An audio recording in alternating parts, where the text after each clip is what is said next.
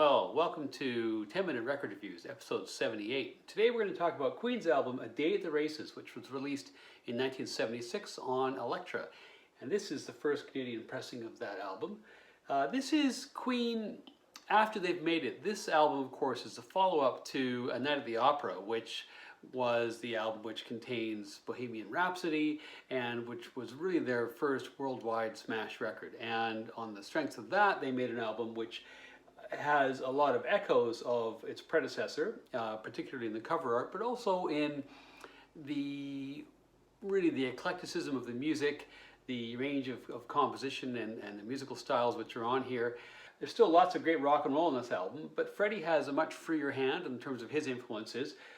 They've been rewarded certainly financially and in terms of attention for the more music hall and more eclectic influences on A Night at the Opera. And so you get a lot more, I guess, what you might call camp creeping into this particular record.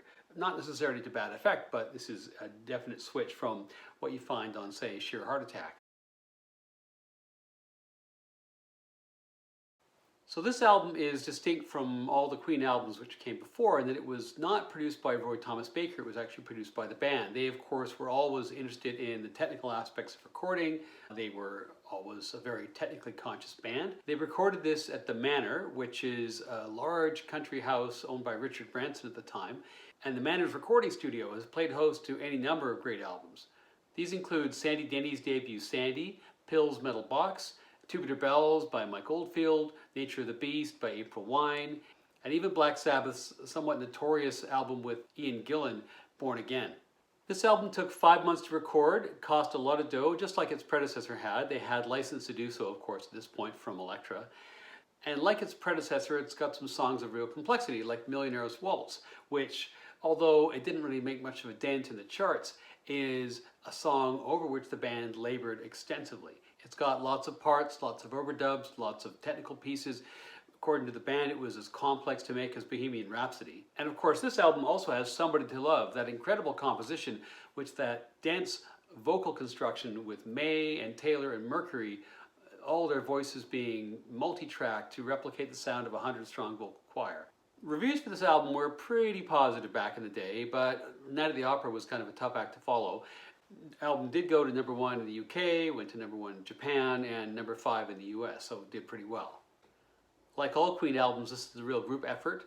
All of the band contributes songs, Deacon and Taylor one each, but nonetheless all are contributing songs, and the whole band are routinely involved in the multi-part compositions that form so much of this record. So, in terms of the music, the album starts off with a real rocker that is extraordinarily pleasing to me and to any Queen fan, I guess, which is Tie Your Mother Down. It starts off kind of quirkily with a gong and then a riff which has a kind of a Chinese or Asian feel to it. And then you get into this fantastic riff, and this song absolutely rocks. It was, incidentally, a real concert staple for the band. They opened concerts with this song for many years after they released this album. And that leads into You Take My Breath Away. When you listen to Freddie Mercury songs, it often feels like, these could easily be Broadway tunes as much as rock songs. And it's only, I think, the influence of some of the other players, like May and like Taylor, which kind of keep Freddie rooted in rock and roll. And it would be unfair to say, oh, well, this is just a show tune. It's got little elements of that, but this is ultimately just a fantastic ballad that showcases the band's talents, that showcases Mercury's own talents, and is just a wonderful, lilting, lovely song. And just when Freddie has put his mark on the album, then there's a song by Brian May with Brian singing. This is a pretty infectious tune, and I don't think it's a great tune, but it's a solid album track, I'd say. And then we're on to Millionaire's Waltz, which is, again, this song which took quite a bit of time in the studio to deliver. I find this song kind of a hodgepodge. They're clearly, I think, trying to, if not recreate Bohemian Rhapsody, they're setting out with the same kind of ambition. But this song doesn't work in many of the ways which Bohemian Rhapsody does work. So an interesting effort, but unfortunately lightning doesn't really strike twice. Then the side concludes with You and I, which is John Deacon's sole effort on the album. It's, again, I think it's just okay, and it's tucked away at the end of side one. Some people I know are actually quite fond of this song. I personally don't find it makes much of an impression.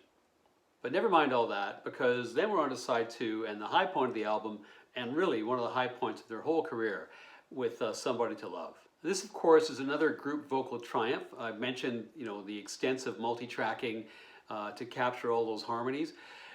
Freddie was highly influenced by Aretha at this particular point in time, and particularly with the gospel sound in some of her hits. And so this can be read and understood as an attempt by Freddie to find a kind of Aretha sound. And while I don't think it necessarily sounds like Aretha, they clearly find something which has been unparalleled. This song, interestingly, has been covered by solo singers to some degree of success, but it's never really been done by a group as a cover, and I think for obvious reasons, because you just need a lot of talent to be able to pull this particular piece off.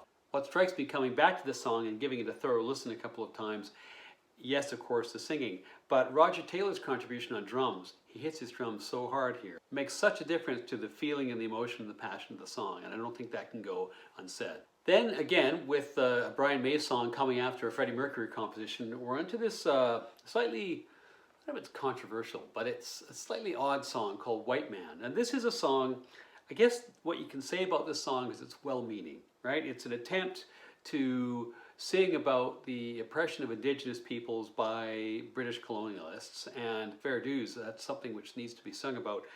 This is sung by English musicians, but from an indigenous perspective, which is a little bit odd in the current day. Listen to that. It's not a bad song musically. It's quite a heavy tune, one of the heavier tunes in the album, but it isn't necessarily musically that memorable, and again, so it's just a bit of an oddity. Then we're on to Good Old Fashioned Lover Boy, which is one of my favorite tracks in the album. This song has a lot of the same feel as Killer Queen. It really has all of those elements, the harmony, the melody, campy vocals by Freddie, the wonderful lyric. It has so many of the elements of what I associate with classic Queen songs, and this I think has to count in that particular category. And that's followed by Roger Taylor's sole songwriting effort on the album and sole singing effort, which is Drowse.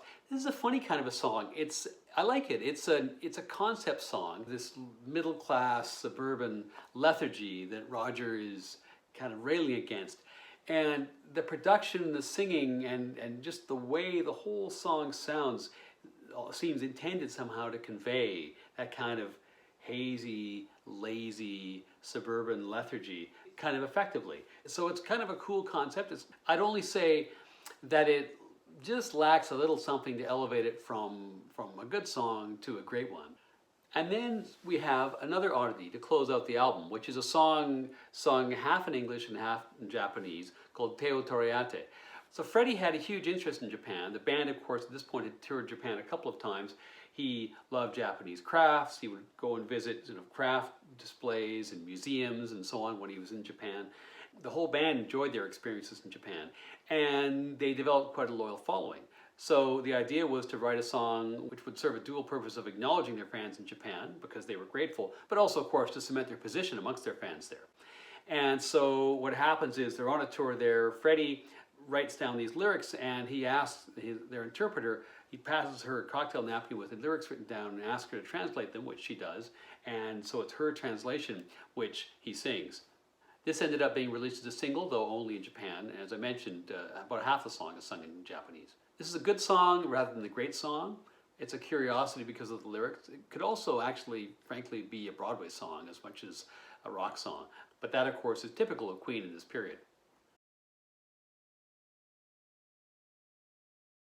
So, reflecting on A Day at the Races, I have to say this is about a 4 out of 5 for me. It has some really great songs, including an absolute classic, well, arguably two absolute classics if you want to include Tie Your Mother Down. But it's got some other songs which, if not clunkers, kind of fail to launch. It's tough to follow a landmark album. They have so much talent that these guys, particularly at this phase of their career, were only going to fall so far. The worst they could do is a pretty good album, and that's what they end up with here. There's so much talent here, it's hard to imagine how they could have failed at this point except through excess.